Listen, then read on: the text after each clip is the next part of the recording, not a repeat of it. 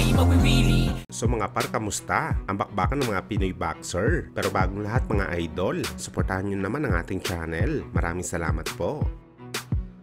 So matapos nga po ang matinding bakbakan sa pagitan ng WBO middleweight champion Johnny Vic Alim Canauli kalaban ng IBF champion na si Vincenzo Gualtieri, kung saan round 1 pa lang ng laban, inatake kaagad ng tubong Kazakhstan ang kalaban nito gamit ang kanyang matutulis na jab na kaagad namang kinain ni Gualtieri sa bakbakan. Kuwang-kuwa talaga ni Johnny Vic Alim Canauli mga idol ang galawan ni Manny Pacquiao. Sobrang awkward ng galawan pero makatama ang suntok, solid talaga. Kaya pagdating sa round 4 mga idol, lamog na ang mukha ng tubong Germany na si Gualtieri. At pagdating naman sa round 5 mga idol, nang lambot ang tuhod ni Gualtieri sa uppercut galing kay Alim Canauli. Pero nakasurvive pa ito mga idol sa round. Bagamat pagdating ng round 6, natamaan ulit na malutong na uppercut si Gualtieri. At dito na siya pinodpod ni Alim Canauli sa corner. Kung saan dahil dito mga idol, tinigil ka agad ng referee ang bakbakan. Panalo po si Johnny Vic Alim Canauli via TKO sa round 6. At siya na ngayon mga idol ang bagong unified champion ng middleweight division.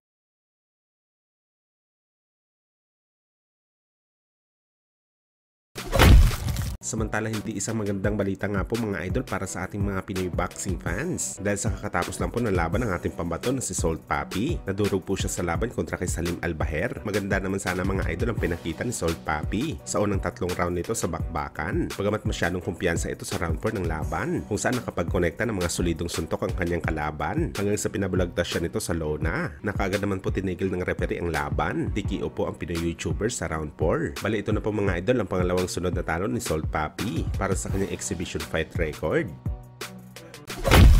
Sa kabilang banda naman mga idol, matapos nga po pumutok ang balita sa boxing world na gusto mag-request ng ating pambansang kamao Manny Pacquiao sa International Olympic Committee na payagan siya lumaban sa Paris 2024 Olympics na hindi na lumalaban sa isang qualifiers. Kung sa mga idol, suportado naman si Boss Manny ng POC o Philippine Olympic Committee sa kanyang gustong gawin. At nag-offer pa nga sila ng tulong sa Pinoy Legend na sila na daw maglalakad sa petisyon ni Pacman sa IOC para payagan siya lumaban sa pinakamalaking sports event sa mundo. Bagamat isang hindi magandang balita nga po mga idol para kay Boss Manny dahil ayon sa bagong report na lumabas, official po na denied ang petisyon ni Manny Pacquiao na sumabak sa Paris 2024 Olympics ayon ito mismo sa IOC. At ang rason mga idol bakit hindi tinanggap si Pacman dahil sa edad nito na mahigit 40. Ang gagamitin daw kasi na rules sa edad ng isang kompetitor, ang rules ng AIBA, kung saan hanggang 40 years old lamang ang pwedeng sumabak sa Olympics. Kaya dahil dito mga idol, naguho po ang pangarap ni Boss Manny na makapag-uwi ng gintong medalya sa Olympics sa Pilipinas sa larangan ng boxing sports.